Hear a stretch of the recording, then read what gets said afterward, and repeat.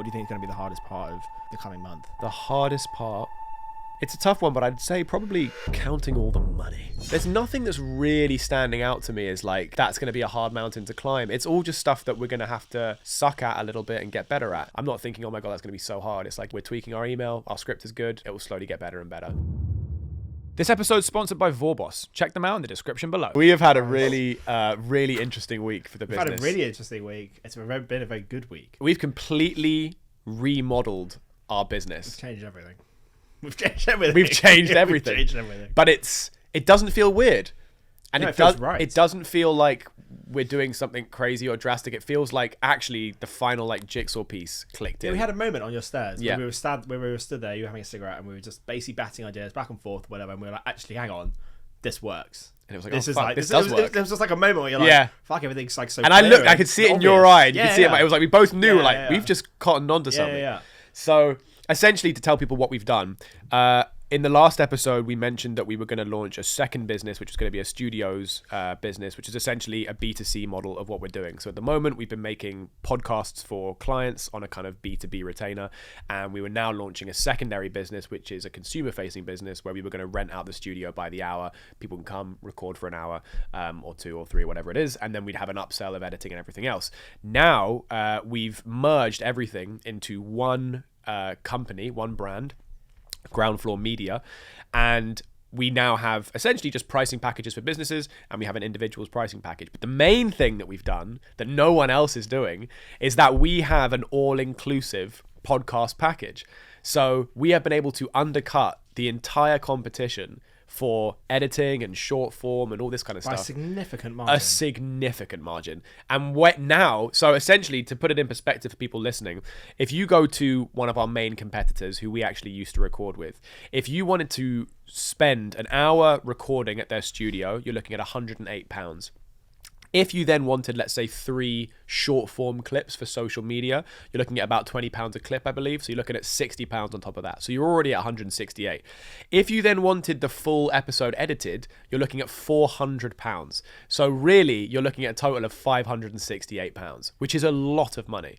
We are offering packages where for an hour's recording, a full edit of video, audio, and 3 short form clips with captions and everything optimized for social media for £175. That is unbelievably well priced, if I do say so myself. No, it is. It just massively undercut the competition. Massively. And so, plus, we're central. We have free tea and coffee. We have, producer Barney on hand. Yeah, he's on site for everyone that comes in and records with us. Studios in Chancery Lane. I just can't wait to launch it and get it live, because I genuinely think that if we talk to anyone that's recording at other studios in London, they just don't offer this sort of package, and also they don't offer this package to the caliber that we can offer this package as well. Don't forget that the editing that we do is very, very good. I think a lot of people just charge for cutting and this sort of stuff, and it's not particularly exciting, whereas what we do is actually really good. Very true. And also it's just very exciting to think about the fact that all these other studios do offer editing, but if you want to start a podcast, it can be a bit daunting. You need to get like the SD cards, and you need to then find out how to edit, and it's like, you get given the raw footage.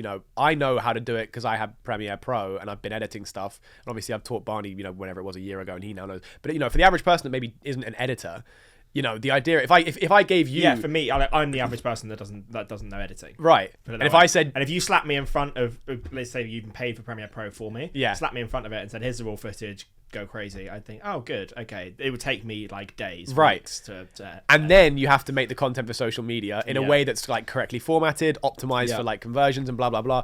So to have all of that done for you, no transferring of files and SD cards and cables and this and that, you just turn up, record for an hour, do your podcast, or have 2 hours, whatever it is, and then we make the episode, the audio, the video, and we make the short form clips for you based on timestamps that you give us. So you say, hey, that bit where I talked about the fish, I want that bit to be a clip. The bit where I talked about the cake, I want that to be a clip. And the bit where I talked about the train station, I want that to be a clip. And then we go, great, and we just make the clips for you.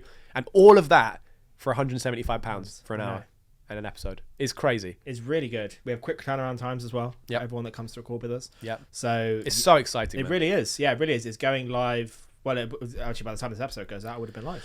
Yes, we are officially live. So if you want to come and just record an episode, it includes editing, it includes short form content. And then we also have packages for businesses and agencies. So this is also really exciting. We do. Because we're now offering social media services, as we've said in our previous episodes. So you can now have up to 4 episodes a month if you're a business. So if you want to release a weekly podcast as a business, you can do that.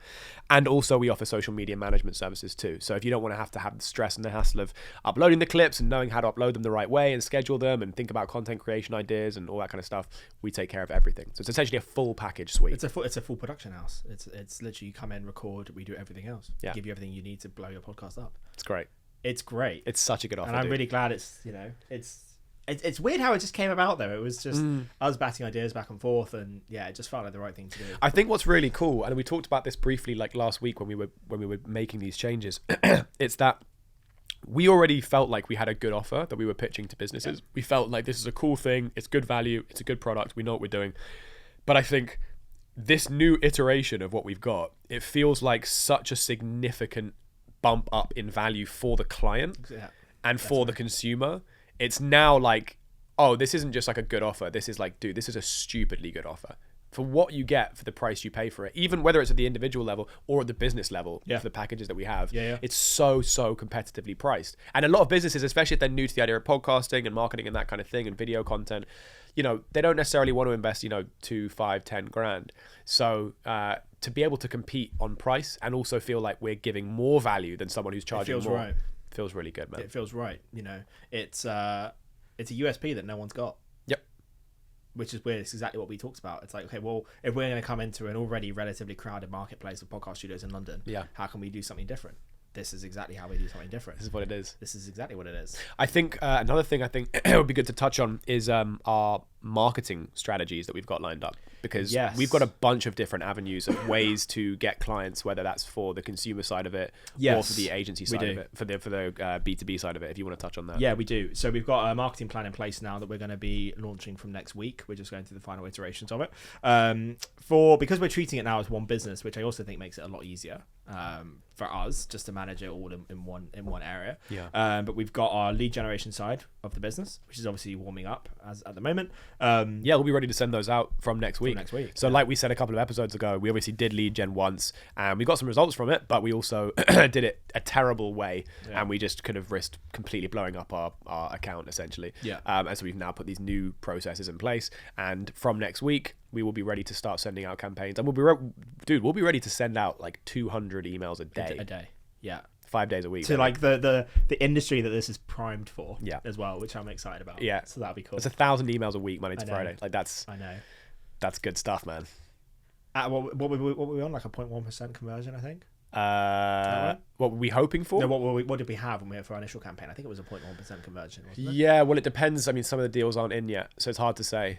But I mean, we're not going to convert 0.1. That's such a, like, 1% is kind of like, it is understandable. It's like kind of, 1%. I believe like 1 to 2%, 1 to 4%, whatever, kind of depends. It depends on the offer, depends on the market. It does. Also, I mean, dude, that's 10 meetings a week. Yeah.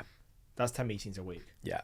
Which is... For a high ticket offer. Yeah. Which is crazy. It could really ramp up quickly. Yeah. And that's the beauty of this business. Is like, now that we have such a clear product and service line, it's so obvious how you scale it. Yeah. So touching on that, so we've got the lead gen side of the business for marketing. Yes. For marketing plan. The other side of the business is we have got a tube stunt coming up as well. We were going to do it a couple of weeks ago. For various reasons we couldn't. So we're now looking to do that at some point in the coming weeks or months, basically, which will be, I think, targeted mainly at consumers, but it's also obviously applicable to businesses as well because it's the same package. So we're going to stand different package, but same pricing model. Yeah, sorry, you're right. Yeah. So we'll be standing outside a tube station and basically giving people an insight into what we can create. So we'll have one of us with a rolling reel of the content that we can edit. We've got our own branded t-shirts. We've bought those now. Perfect time of year for that. And they fit really well, don't they? And they fit well. They're snug. I think snug is Skeets fits really well. It's cozy. It's very cozy. His muscles are just bulging out of that thing. Along with the flab. So we've got that coming up, which will be cool. It'll be interesting to see what kind of reaction we get to that. We've got a guerrilla marketing strategy. We have a guerrilla marketing strategy. But we think could do quite well. We think could do very well. But anyway, and then we are going to be doing paid posts as well across Instagram, and maybe other platforms, but I think like LinkedIn, for example. But I think mainly it's going to be on Instagram that we're going to do a paid Instagram's post. Probably the best bet. So we're gonna be doing that, and then what else have we got? I feel like those are the main ones, unless I'm missing something. I think those are the main ones: lead gen, tube stunt, Guerrilla Avenue, paid posts. But yeah, I think like those are the main marketing ploys that we've got. And I think that the speed at which we're going to be sending out emails, and also the fact that, because what's interesting is the last email campaign we did, we got the success rate that we got because it was our first one. We had no sales script. We'd never done this before. We'd never done cold email before. We'd never done it was our first time sending out an email script. So no sales script. First time trying an email script. First time doing cold outreach. First time actually pitching clients on our own offer. The first iteration of the offer, and not necessarily a market that was perfectly geared towards our offer. True. Those are quite a lot of factors. And we still close clients. And we still close clients on the back of it. This time round, we're not the new kids on the block now. Yeah. Now, we're going to refine our email script even more. We'll do some A/B testing as well to make sure that the best one performs. We're going to write a sales script that's really like, we're going to try it and improve it and keep improving it. We've got a more targeted industry. We know that this industry has, we think, better chances because we already have clients in this industry. Plus, which means we have more social proof. We couldn't reference social proof in our last cold email. We have significant social proof in this one because we have big clients in this industry that we can recommend or mention that we work with. So there's actually a lot more at play here. Plus, we're reaching out to more people. Our last campaign was, 1,400? About that, a bit less. I think it's like 1,200. Yeah. But we're going to be doing like 1,000 a week. Yeah. With all of those things I just said. So, dude, this is what I mean. If and like you said, if you're reaching out to 1,000 a week, and like you said, 10, call it 1%, you're booking 10 meetings a week. Like, dude, we could seriously be making some really ramp up. Yeah. Really ramp up. I mean, let's say you've got 10 meetings a week. Yeah. And you close 2. Yeah. Let's say 2 a week. Like you'd like to think you could close more, but let's say 2 a week. Yeah. That means by the end of a month, you're going to be picking up 8 clients. Yeah. In the space of a month, which comes back to the fact the monthly goals that we said we were going to set. Yes. We should set those. You were working on those earlier. Did you get anywhere with them? No, because we got caught up with other stuff. Yeah. With like the emails and other stuff. So no, it's a short answer, but we need to sit down and go through that because I think it's good for us to have like. Well, why don't we do it now on the podcast? Specific goals. Yeah, we could do. Yeah, all right, let's do that. So, let's do that. Monthly goals. Because we've already got a kind of annual goals, i.e. by the end of this year, we said we wanted to be doing 100k a month. No. Yeah, we did. By the end of this year. Oh, no, sorry. No. Yeah, guys, by the end of this year, we'll be slinging 6 figures in that bank account every month. I meant, by the end of this year, I thought you meant a year from when we said. A year from when we first talked about it. Yeah, we want to be doing 6 figures a month. Which was around the time before our birthday. Sure. Yes, exactly, for our 30th. But no, I think we said by the end of the year, we want to be doing 10k a month. Yes, we did. That was our goal. So annual by the end of the year. When did we set that goal? In your car at the end of last year. Really? Of course that was. I remember that so clearly, so I'm not going to let go of that goal because I remember that conversation so clearly. And that was just off our YouTube revenue. I know. We were like, we'll do 10 grand a month just off YouTube revenue. Which is mental in hindsight. So that was naive. insane. It's not even funny. So silly. But we are where we are now and it's doable. So especially with everything we've just talked about. It's definitely doable. So by the end of the year, we said we want to be doing at least 10 grand a month. True. Barney, do you want to write this down? Like the goal, so we have like a record of it. Yeah, it's not like this has been recorded or anything, so yeah. That is true, actually. That might be the dumbest thing I've ever said. I think it's definitely up there. That might be the most stupid thing I've ever said. I did question it when you said it. I was like, I'm pretty sure we've got records. I was like, we want to make sure we don't forget this, Yeah. There's actually 3 cameras pointing directly up. There's a lighting setup as well. Like, I think we'll be okay.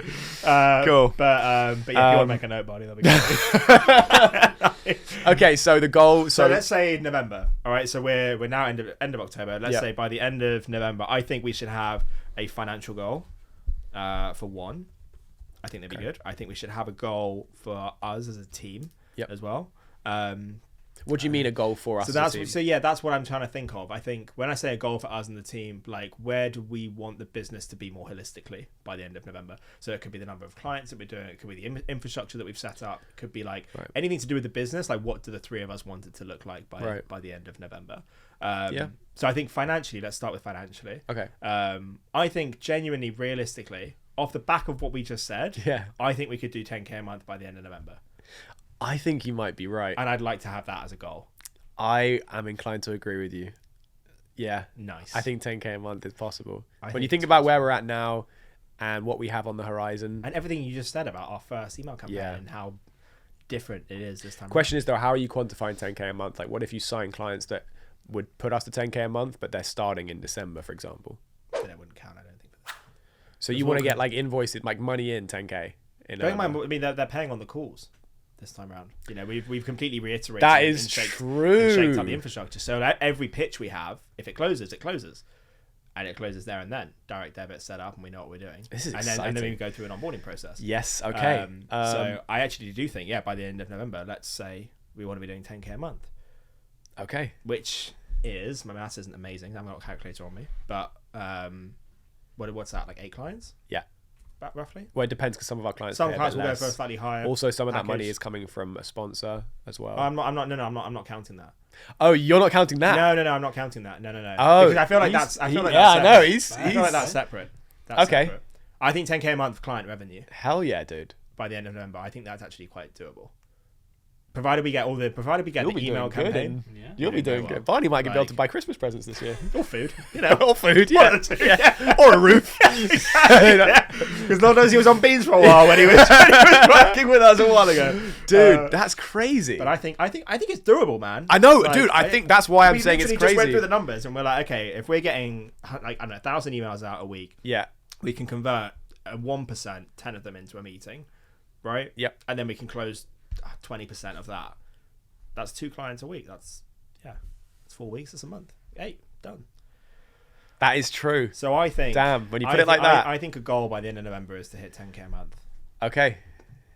So that's done. The one thing, actually, I don't know if we I have a very specific goal that's not money, but it's like an infrastructure thing. Yeah, cool. But I will get to that in a second. Cool. Remember that. I don't think we talked about the Stripe payments and direct debits on the last. We did.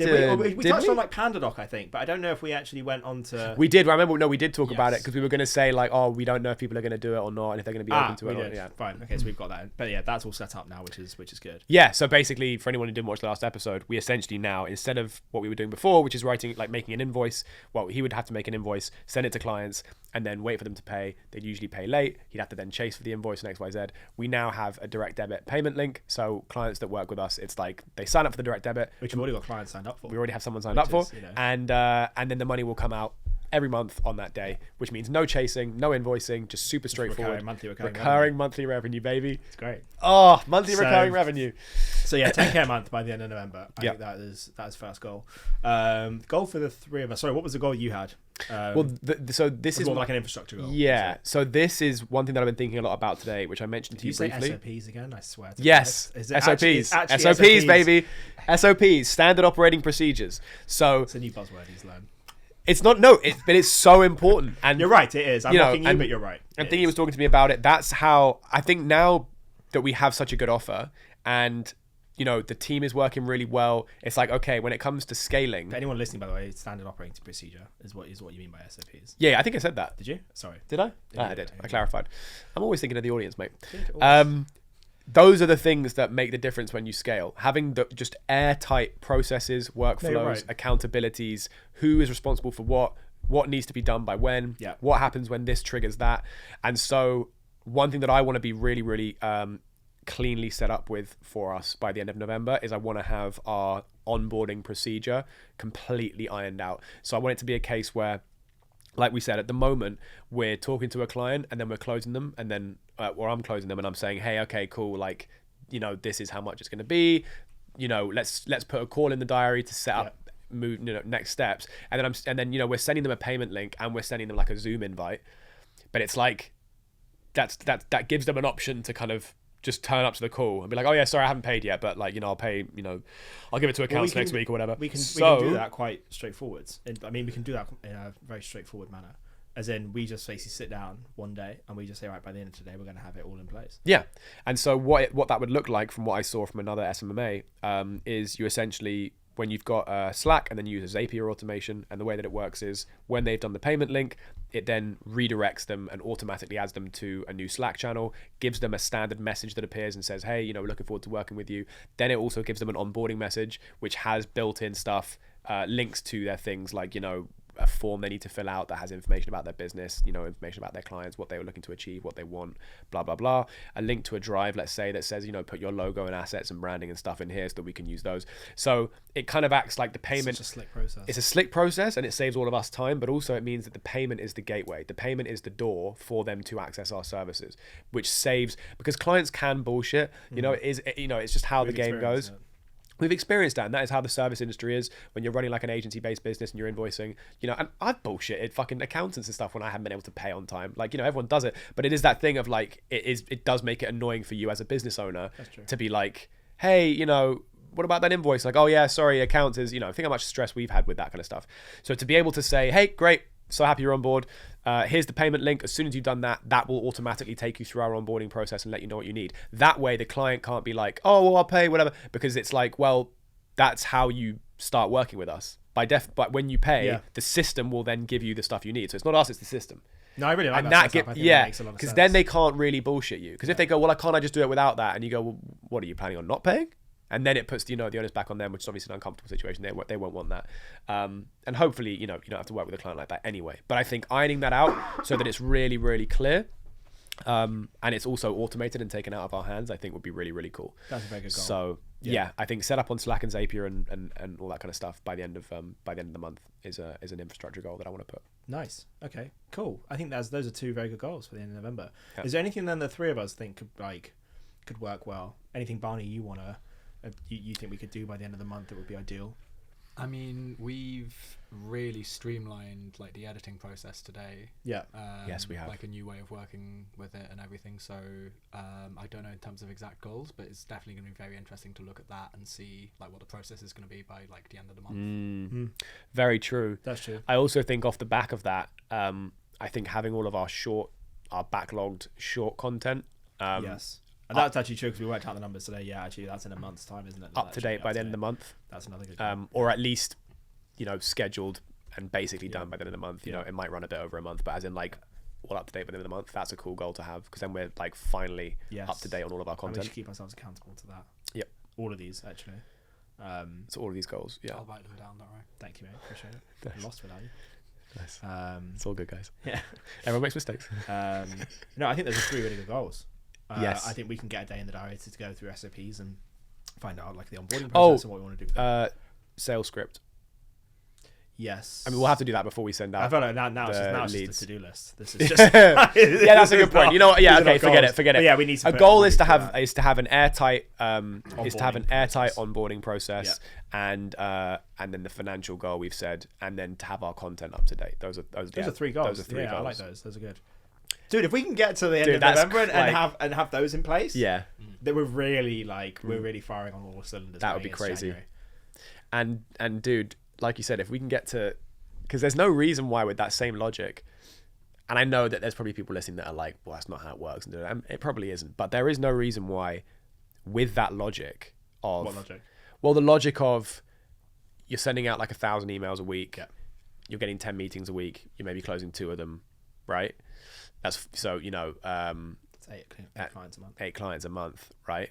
Which, hang on, I thought we ended up with 4 clients. Oh no, that is 2 clients a week. That's what I thought. Yeah, 2 clients a week. Yeah, so that's 8 exactly right. There's no reason why that won't continue. In terms of like when you go into December, you're also sending out 1,000 emails. 100%. I do think December will be a quieter month. Just purely in the run up to Christmas, like it's always quieter. I feel like people spend a lot of money around Q4 though, and also that's the time when marketing bigger companies potentially do. That's when they've got excess in their budgets. They've got excess in their budgets, and also they're looking how they're going to allocate their marketing budget for Q1. So I think for service like companies like us, I think that we could potentially do. I hope so. My experience is that December's been quite quiet, purely with people going on annual leave for Christmas and all this kind of stuff. It starts to slow down. It has got me thinking. I think I've noticed on Money Twitter recently that there's been an increase in people talking about e-com and stuff because of Q4, because obviously in the run up to like Black Friday and Christmas sales, so everyone's like, dude, this is where e-com guys make. I mean, you're gonna see so much stuff on Money Twitter about guys being like, dude, I just swept up in Q4, like I just crushed. So that's kind of crazy. Yeah, that is true. But we stay focused, and this is a good lesson because we don't get shiny object syndrome anymore. No, we do not. No, but I think those are 3 really good and achievable goals. But my point is like, dude, you know, we could feasibly be on like fucking 20-30k a month by like January, February. But if you think about, also, don't forget that these clients are going to be tagging us on their posts on LinkedIn. So that's going to be another marketing stream as well. Probably less relevant for Instagram and TikTok and those kind of places, but definitely on LinkedIn. Any content that they're putting up, I mean, we'll ask them if they're happy to do it, but assuming that they are, say that this is recorded at, you know, with Ground Floor Media, the team at Ground Floor Media, at the Lane Studio in Chancery Lane, and it's like it's just free eyes on every piece of content that we're putting out. And we reinvest back into the business when it comes to, like, you know. And they might refer people to us. Who knows? Yeah. People talk. Yeah, like, people definitely do talk. Someone sees a post on LinkedIn and says, "Oh, I really like what you did there. Like, how did you do it?" We just use these guys in Chancery Lane. They do everything for us. Super simple. You think, okay, cool, I'll check them out. So that's another marketing stream that word of mouth, which is actually the best one. Yeah, 100%. But it just takes time to actually get any traction off it. But yeah, that coupled with like some of the clients that we've already got booked for January as well, that have said they want to do it. If that comes in, that's the spirit. No, but like you know how much hope we've had for certain things. You're right. No, you're right. It's so crazy, dude. It is. It's exciting. I feel like now that we've got this new model, I just think I feel really invigorated. It just feels right. Yeah, and I feel really motivated to like get all this stuff like sorted. 100%. Yeah. I'm trying to think what else is like an update in terms of like, I mean, it feels like today we had quite a productive day. But that was we did, but it wasn't really like update worthy. Yeah, true.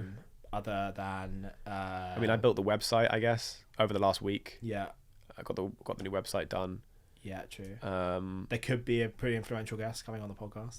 We can leave it at that. That is true. There could be a pretty influential guest coming on the podcast. There could be a pretty big guest coming on the podcast, which is exciting. That's very exciting if that comes through. Yeah. If that comes through. Which we're both in our heads setting it up as like, oh yeah, that's going to happen.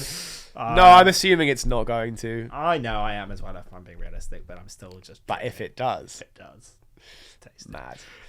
So yeah, but other than that, I don't think today there's been there's not really many updates coming from today. We've just been we're just basically working our way through to-do lists today and getting work done. I'm curious over the next week or so because one thing I was saying earlier is that we're at a point now where the last few weeks have been really setup heavy. Yes. So we've had to front load a lot of things.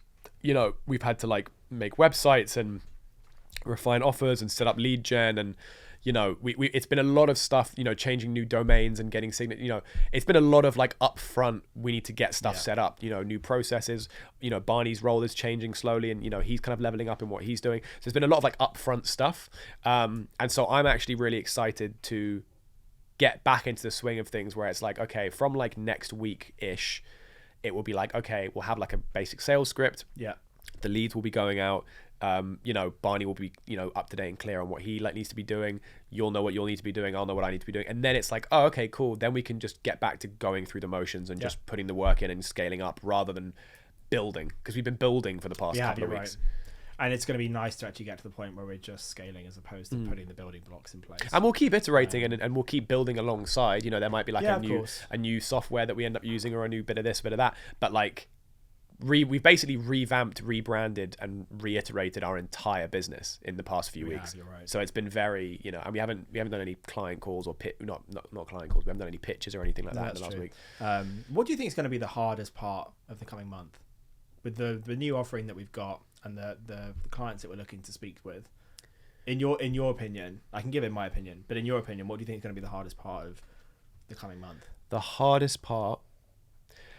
It's a tough one, but I'd say probably counting all the money. Good. I like that. That's a nice problem to have. No, in all seriousness, I don't know. The hardest part, probably... I actually... There's nothing that's really standing out to me as like... Okay. That's going to be a hard mountain to climb. It's all just stuff that we're going to have to suck at a little bit and get better at. Like with the sales script, for example. You know, I'm confident in my abilities as a closer, but I also like, you know... don't have much experience in recent years of, you know, making a script and refining it in XYZ. So I'm not thinking, oh my God, that's going to be so hard. It's like, I'm going to put a script together and I'm going to test it, try it, and I'll just keep tweaking it and iterating it, and it will eventually get better and better. With the lead gen, it's like, oh, you know, if the leads are going out, we're tweaking our email, our script is good, it will slowly get better and better. I can't think of anything specific that's going to be hard, I think, other than onboarding more clients and processes. But again, even that I don't think will be hard. That would just be a process. It would just be a process. Through it. No, I get that. Which is weird to say because it feels like everything has been really hard for a really long time. Yeah, it has been really hard. But I actually can't think of anything. I take your point. I think the thing that I think about is the market's opinion on our service, because I feel like that's a slight. If we're being honest, that's a slight unknown. Yeah, we've had some traction obviously with our model so far, but the one thing that I've learned from starting and failing a number of businesses is that the market will dictate whether there's an appetite for it, and I've certainly learned that too. The market will tell you whether it's a good idea or not. So whilst we're obviously very confident in what we're offering, and we know we're providing a lot of value for a very competitive price, and we're undercutting competitors and all the pluses that we've already outlined in this episode, there is still that part of me that thinks it's going to be quite hard to face the reality of clients not buying into what we're looking to do if they feel that way. I think I'm actually not concerned about them not buying into it. I'm more concerned about the appetite for this in general. Oh, sorry. By like not buying into it, I'm incorporating that. Oh, okay, right. By not buying into it, I mean the whole thing as an idea, as a service. Like businesses wanting to do a podcast whether it's because they haven't got I budget for it, or they haven't got the right time of year, or it's not priority. It's not priority, or it's the macroeconomic factors, whatever it is. Everything all encompassed, I'm worried that there's that's the kind of thing at the back of my mind of like, okay, that's the unknown. I get that, and I would be lying if I said that wasn't a concern for me too. Yeah, but I think it's not as much of a concern as it used to be, because there will be some businesses that will, and that is proven by the fact that we already have clients. And I think that you don't need like 1 million or 100,000 or 10,000 or 1,000 clients. Yeah, you know, if we get to the point where we've got like 40, 50 clients, we're doing really well. We are. You're right. Really well. We need to have a think about as well, like how we. Other thing we could add to a list is like, how do we maintain clients on our books once they come to like an end of a season, or you know, it comes to like a natural end almost. We need to. I don't think they do come to a natural end.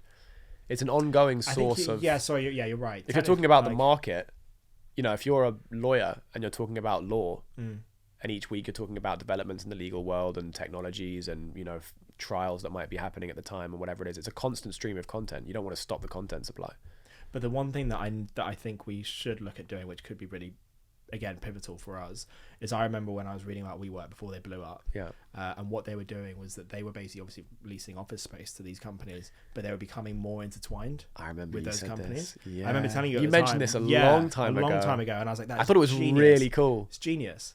And they basically make themselves more intertwined to the businesses that are renting their space, so that those businesses can't leave. You know, they're doing payroll, they're doing like, you know, HR, they're doing everything for them. And it's like, well, if we leave, we're now losing all of that. And it's like, we now can't really afford to leave, so we'll just stay where we work because everything's done for us and it's just easy. We need to get to that point. So I think we need to have a think about like, how do we like provide more value, if you like? How do we make our clients' lives easier to the point where we can just basically take everything off their hands within a related field and say, right, okay, just give all of this to us, we'll look after it for you. It would probably have to be something along the marketing front, because I mean, you know, WeWork works because it's your office. So when you start doing things like HR, payroll, Wi-Fi, whatever, that kind of makes sense because it's more of like a home. But for us, we offer marketing services. And so I think it will just come down to, instead of them spending a portion of their budget with us, getting them to spend their entire budget with us, and, you know, offering things like, you know, PPC, Facebook ads and that kind of thing, and whatever else that they might be looking to spend money on. And then also, this is a really important part, which is hiring experts in those areas and bringing them onto our team. Definitely. And saying, look, we want someone who's really, really skilled at PPC, for example, or SEO, and just, again, reinvesting in the business, doubling down. And I just think if we could be like a one-stop shop, because I think our real selling point is convenience. I think that unlike other podcasting studios where there doesn't seem to be a great deal of like kind of client relationship management, there doesn't seem to be a great deal of streamlining. It seems a little bit kind of janky. It's like, okay, so I pay for an hour and then there's like an upsell and it's this whole thing. We offer this thing of like, you can completely relax. You just click a button, for example, on the consumer side, you just click a button and book an hour and we do everything for you. You just click an hour, check the day you want to do, turn up, chat, and we do everything. Yeah. And that peace of mind and that convenience, that's what you're paying for. That's true. So I think if we can find ways to offer more convenience for clients, that's why I think long term, I think if we can reinvest and figure out a way to build a SaaS business, that's really the way to go. You know, if you can build a SaaS business where you've got like some sort of, you know, B2B software that you're charging, you know, $40 a month or $30 a month for. Yeah, scale. It's hard to think of an avenue where that would be applicable for marketing. Yeah. That's the problem. It's also very interesting to see where AI is going to go on this kind of front when it comes to like social media and marketing and stuff like that. I think the industry is going to have a very interesting like shift over the next couple of years. Yeah, you're a lot more bullish on it than I am. Yeah, because I think I'm more deep in it. I'm like researching it a lot more, and I see like the kind of like stuff where I see stuff people are working on. Where they're like, I've seen one guy who's automated his social media workflow at the moment. Granted, it was very tech heavy, and it wouldn't really work for like the kind of clients that we work with, for example. But the fact that he's even able to do that it says something. So I think a lot of businesses are quite resistant to that sort of implementation because it kind of, in a way, I think it almost scares them. If you're putting reliance into a machine, I think it scares people. I mean, look, we'll see. I mean, I know you think it's going to come a lot sooner than maybe I think, but because I think it's better to be more prepared. Yeah, you're right. No, it and is. more scared of it. But because not scared of it, but more aware of the threat that it poses. Because then you think about ways to incorporate it into your own business, like we said earlier. That's the way to survive it. You know, I think an AI revolution. People talk about whatever. I think like that is the way to do it. It's how do you not fight against it, but how do you incorporate it to help your business grow? Yeah, it's the way to do it. But yeah, that'll be an interesting space to watch over the coming months, years. Very. If you like. But I don't think there's anything. Have there been any other major updates then with us in terms of what we're doing? No, I don't think so. I think it's mainly the fact that we've completely flipped our business on its head. Changed the business. Yeah. Other than that, jinx.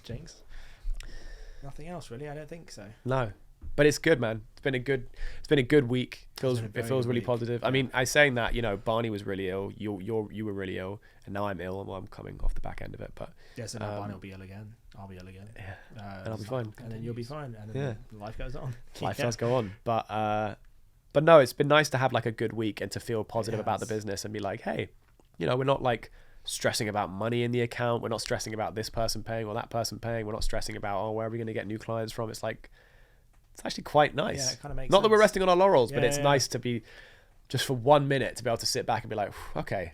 I'm feeling very confident about where we're going. So am I. Yeah. And it's not a feeling of like, oh, thank God we can just chill now. It's a feeling of like, okay, we just don't have to stress now. We're still working really hard. We're still like nose to the grindstone every day, doing the things we need to do. But it's not from a place of like, oh, fuck. Yeah, it's from a place of like, okay, great. The ship has been steadied. The waves, we've got past the torrential kind of stormy, wavy bits. The ship is stronger now. The ship is stronger. Yeah. We've built the ship stronger. We're kind of sailing nicely, looking through the telescope. We're on course. We just keep going as we're going, and we're going to get where we need to get to, which is exciting, man. It's a very nice position to be in as well. I feel like it's the first time we've been in this place since we started the business. Yeah. To be honest with you, it's just been so up and down and left and right and stressful and all this kind of stuff that we've documented over the months. And we're looking to pay ourselves for the first time soon. We are, once we got our tax bill. Just to add an air of reality in there. Yeah, once we give our money to HMRC. Yeah. Yeah. Thanks, guys. Yeah. That's going up your ass. That's where they'll stick it. We will be paying ourselves, which will be nice. When is that again? So our year end is November, end of November. So we'll pay ourselves in December? We'll probably, because we'll need them to do the accounts, so we'll probably end up paying early next year. We'll end up paying ourselves. Right, okay. We need them to do the accounts to see what our go through basically, see what our corporation tax bill is and what we can offset, all this kind of stuff. I'm bored just hearing it. I'm bored talking about it. So should we wrap up? I think that's I think it's a nice place to wrap up. I think that's pretty good. I think we've done a pretty comprehensive overview, and it's been a pretty solid update. And I think we'll have more info next week. Once we've got the leads and see where we are with that. But for now, please do like the video, subscribe if you have not subscribed, and also if you would like to leave a comment, if you have any questions about the journey of this business, we are literally documenting our journey in front of your eyes. So if you have any questions about what we're doing, please leave it in the comments, and we will get back to you. But for now. Or advice. If you've been there, you're watching and you've built a social media marketing agency, or you've built a podcast studio agency, or whatever it is, if you've got advice, look, and you're willing to share it with all this. That is a very good point. Yes, if you can help us not be broke, we would really greatly appreciate it. We would really greatly appreciate it. I know Barney would too. We're all here just trying to put a roof over our heads. So a nice roof, but a roof. A nice roof, yeah. Okay. Thank you for watching. We'll see you in the next one.